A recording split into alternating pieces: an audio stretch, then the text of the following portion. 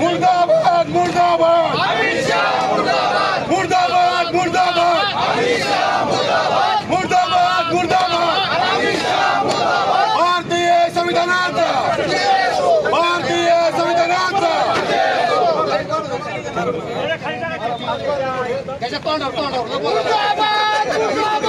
अमित शाह मुर्दाबाद मुर्दाबाद मुर्दाबाद अमित शाह मुर्दाबाद खाली मुंडकावर पाय करायचं काय खाली मुंडकावर पाय धिक्कार असो अमित शहाचा धिक्कार असो अरे अमित शहाचं करायचं काय खाली मुंडकावर पाय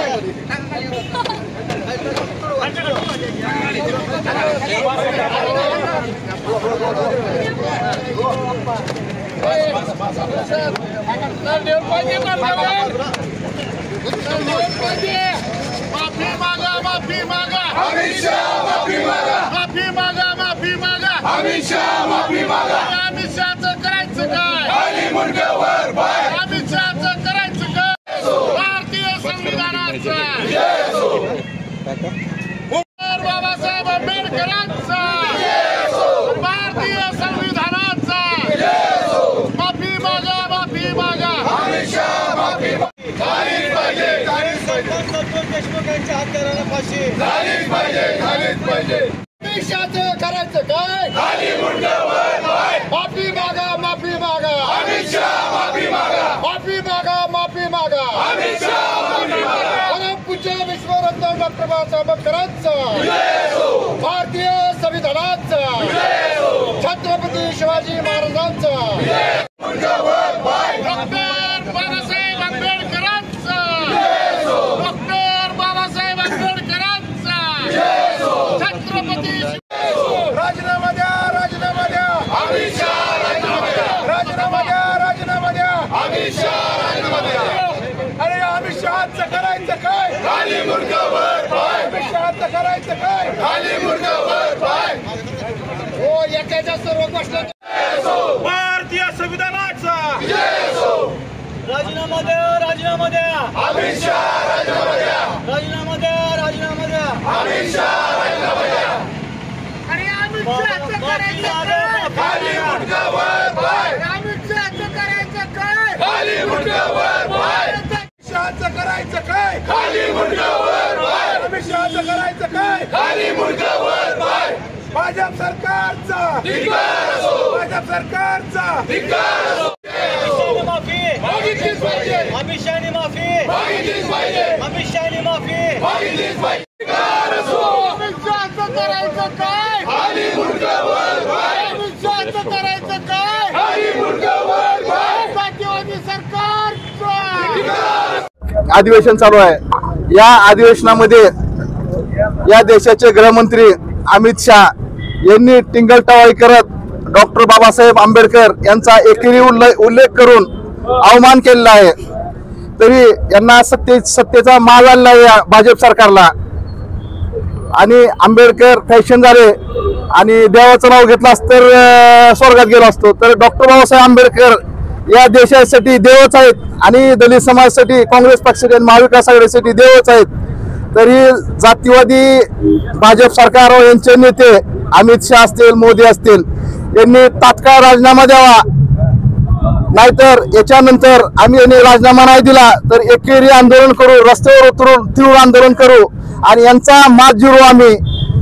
आणि सध्याच परभणी आणि बीड मध्ये जे सध्या चालू आहे की पोलीस प्रशासनानं आपलं सोमनाथ सूर्यवंशीला मारहाण करून त्याच्यावर अटॅक आला म्हणून असं खोटी अफवा केली त्यांनी, पण अहवालामध्ये आणि सिव्हिलचे जे कार्यकर्ते असते त्याच्यामध्ये त्याचा पोलिसाच्या मारहाण मृत्यू झाला। तिथले पोलीस प्रशासन कोण असेल व शासन असेल ही भाजप सरकार यांना पाठीशी घालत आहे। यांच्यावर गुन्हे दाखल होऊन सोमनाथ सूर्यवंशी यांना शासनातर्फे न्याय मिळावा आणि त्यांना काय शासनाचे अनुदान मिळावं। आणि दुसरं बीडमध्ये बी चालू आहे जे प्रकरण त्याच्यामध्ये बी शासनाने सरपंचाला न्याय मिळावा एवढे बोलतो थांबतो। काय विरोध केला आज?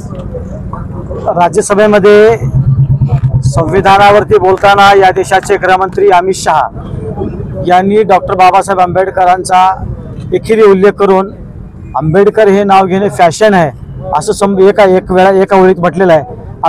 डॉक्टर बाबासाहेब आंबेडकर हे भारतीयासाठी भारतीयांची श्रद्धा आहे, भारतीयांचा स्वाभिमान आहे, भारतीयांचा अभिमान आहे.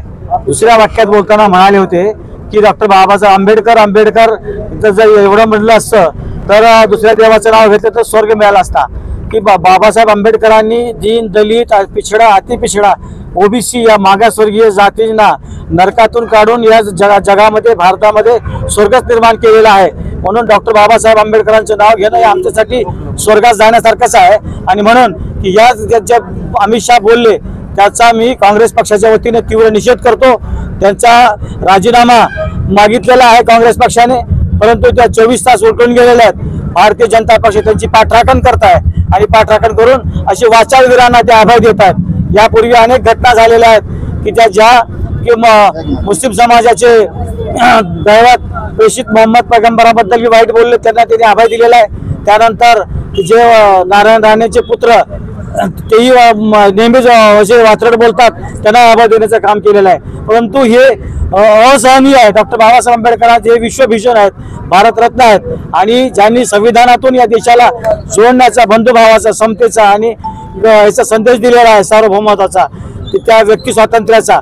म्हणून या त्यांच्या बोलण्याला आम्ही या ठिकाणी कवडी मात्र किंमत देत नाही, त्यांचा निषेध नोंदवतो. आणि आज या ठिकाणी आम्ही सगळ्यांनी मिळून निषेध नोंदवलेला आहे. भविष्यामध्ये त्यांना जर त्यांच्यावर जर कारवाई नाही झाली तर यापेक्षा तीव्र आंदोलन करण्यात येईल असं या ठिकाणी सांगतो. अमित शहा यांनी भारतरत्न डॉक्टर बाबासाहेब आंबेडकर यांचा एकेरी उल्लेख केला, त्यांचा अवमान केला. त्याबद्दल आज महाविकास आघाडीच्या वतीनं अमित शहाच्या प्रतिमेला जोडो मारो आंदोलन आम्ही या धाराशिव शहरामध्ये केलेलं आहे.